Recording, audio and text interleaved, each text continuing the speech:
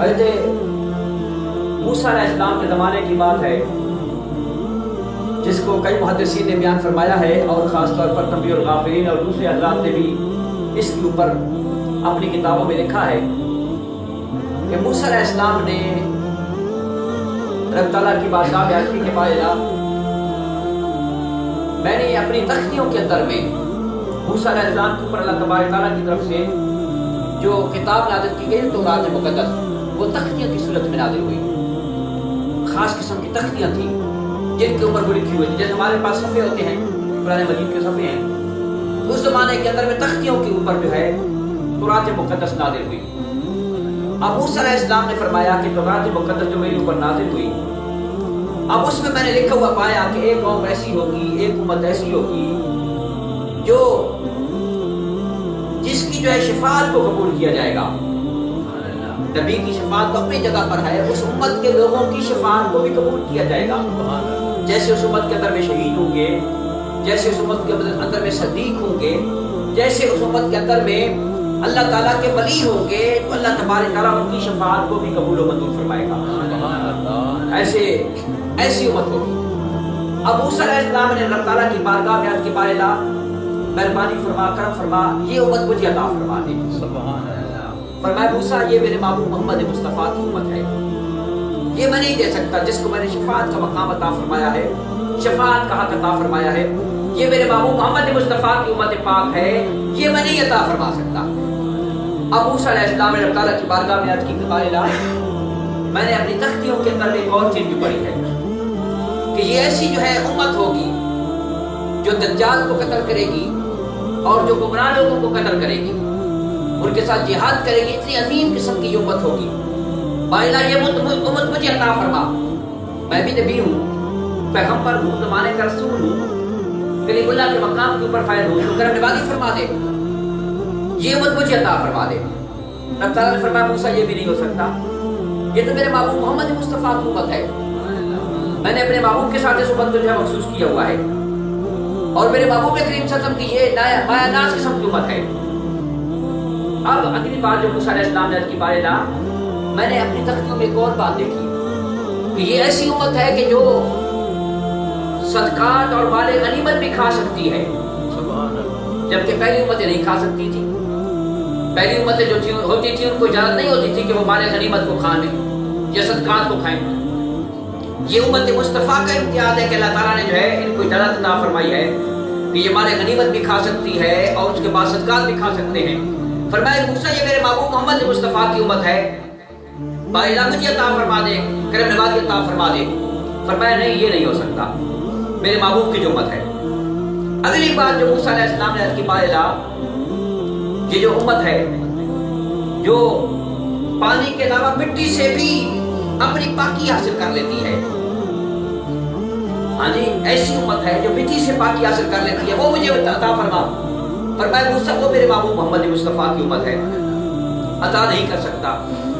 یعنی موسیٰ علیہ السلام کی تختیوں کے اندر میں اس امت پاک کے جو ہے مختلف قسم کے مراتب لکھے ہوئے تھے، ہر مرتبے کے اوپر موسیٰ علیہ السلام نے عرض کی بالا یہ امت مجھے عطا فرما دے۔ جب اللہ تعالیٰ نے فرمایا موسیٰ یہ نہیں عطا فرما سکتا، پھر موسیٰ علیہ السلام نے رب تعالیٰ کی بارگاہ میں عرض کی کہ بالا جو اتنی عظیم قسم کی امت ہے جس کے جو ہے نبی کے علاوہ لوگ بھی جو ہے شفاعت پیش کرتے سکتے ہیں تیری بارگاہ کے اندر میں، کسی کو اگر بخشوانا ہو تو وہ بھی رب تعالیٰ کی بارگاہ کے اندر میں بخشوا سکتے، اتنی بڑی امت ہے، اتنا بڑا ان کا مقام مرتبہ ہے۔ تو بالا اتنی عظیم امت ہے تو یہ کرم نوازی عطا فرما، اگر مجھے وہ امت عطا نہیں فرما سکتا نہ عطا فرما، مجھے اس محمد مصطفیٰ کی امت پاک سے کر دے۔ آپ خود اندازہ کریں جو نبی ہونے کے مقام کے اوپر ہو، جو زمانے کا رسول ہو، جو زمانے کا پیغمبر ہو، پھر وہ یہ دعویٰ کرے اور یہ جو ہے رب تعالیٰ کی بارگاہ میں درخواست پیش کرے کہ بالا مجھے امت مصطفیٰ میں سے بنا دے، تو آپ خود اندازہ کریں پھر امت مصطفیٰ کا کیا مقام مرتبہ ہے۔ زمانے کے نبی بھی اس کی جو ہے اس میں حاضر ہونے کی رب تعالیٰ کی بارگاہ میں، اس میں ہونے کی رب تعالیٰ کی بارگاہ میں جو ہے اپیل پیش کر رہے ہیں۔ رب تعالیٰ نے فرمایا موسیٰ میں نے تمہیں کلیم اللہ بنا کے بھیجا، موسیٰ میں نے تمہیں رسول بنا کر بھیجا، موسیٰ میں نے تجھے پیغمبر بنا کر بھیجا، اگر تو نے میرے محبوب محمد مصطفیٰ کی امت کے ساتھ اتنا خلوص رکھتا ہے، میرے محبوب کے ساتھ اتنی زیادہ محبت رکھتا ہے، تو موسیٰ یہ یاد رکھ کہ میں تجھے جو ہے دنیا و آخرت کے اندر میں اس چیز کا مقام اور مرتبہ عطا فرماؤں، میں تمہیں نبیوں میں وہ مقام عطا فرماؤں گا جیسے سرخاب پرندے کا مقام پرندوں کے اندر میں ہے، کہ سرخاب پرندہ جس کے جو ہے سر کے اوپر بیٹھ جاتا ہے رب تعالیٰ اس بندے کو بادشاہی عطا فرما دیتا ہے۔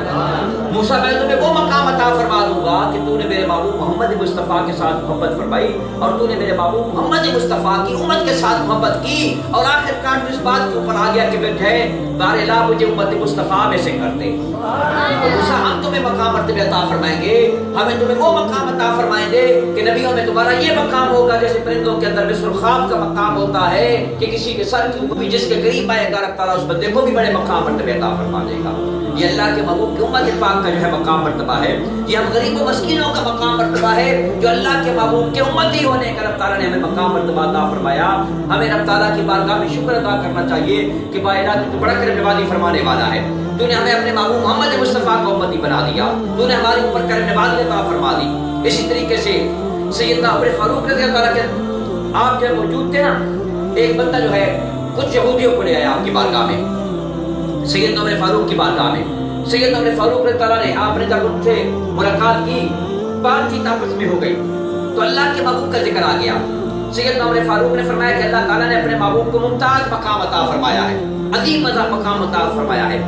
اب وہ جو ایک بندہ یہودی تھا نا ان کے اندر میں، اس نے کہا نہیں ایسا نہیں ہو سکتا، ابو القاسم اللہ کے محبوب کی جو کنیت ہے، ابو القاسم کو تعالیٰ نے یہ مقام عطا نہیں فرمایا ممتاز، ہمارے نبی عیسیٰ علیہ السلام کو موسیٰ علیہ السلام کو عطا فرمایا ہے۔ اس یہودی نے کہا، اب حضرت سیدنا عمر فاروق تو بڑے غصے والے تھے، آپ نے جناب تھپڑ نکالا نا جناب، رکھ کے چاڑ دی تھی اس کے کان میں، اس نے کان میں رکھ کے چاڑ دی سیدنا عمر فاروق۔ مسئلہ گڑبڑ ہو گیا، مسئلہ سخت ہو گیا۔ اس نے کہا میں اس فیصلے کے لیے تمہارے نبی کی بارگاہ میں جاتا ہوں۔ اللہ کے محبوب کی بارگاہ لگی ہوئی تھی، اللہ کے محبوب تشریف فرما تھے، میرے محبوب کریم صلی اللہ علیہ وسلم کی بارگاہ میں وہ یہودی آ گیا، سیدنا عمر فاروق بھی، اس نے جناب سرکار کی بارگاہ کے اندر میں یہ شکایت کی کہ حضرت عمر فاروق نے جو ہے مجھے اس طریقے سے تھپڑ مارا ہے، اس طریقے سے سخت تھپڑ مارا ہے۔ تو آپ مہربانی فرمایا، آپ نے فرمایا کیا بات تھی؟ بات یہ تھی، اس نے کہا کہ ابو القاسم ہمارے نبی جو ہے سب سے زیادہ امتیازی حیثیت رکھتے ہیں، اللہ کے محبوب کی بارگاہ میں جو ہے اللہ کے محبوب کے لیے فرمایا۔ اس نے کہا اور میں نے کہا کہ نہیں، یہ ابو القاسم کا اتنا مقام مرتبہ نہیں ہے، اس نے مجھے تھپڑ مار دی۔ آپ نے فرمایا عمر فاروق پہلے تو تم اس کو راضی کرو نا، پہلے تو سنت کو کرو، اگلی بات پھر میں بتاتا ہوں کہ کون افضل ہے۔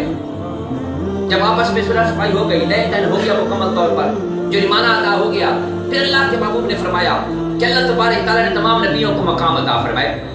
سیدنا ابراہیم علیہ السلام کو خلیل اللہ بنایا، آدم علیہ السلام کو صفی اللہ بنایا، نوح علیہ السلام کو نذیر اللہ کا مقام عطا فرمایا، عیسیٰ علیہ السلام کو روح اللہ کا مقام عطا فرمایا، موسیٰ علیہ السلام کو کلیم اللہ کا مقام عطا فرمایا، اور مجھے محمد مصطفیٰ کو حبیب اللہ کا مقام عطا فرمایا۔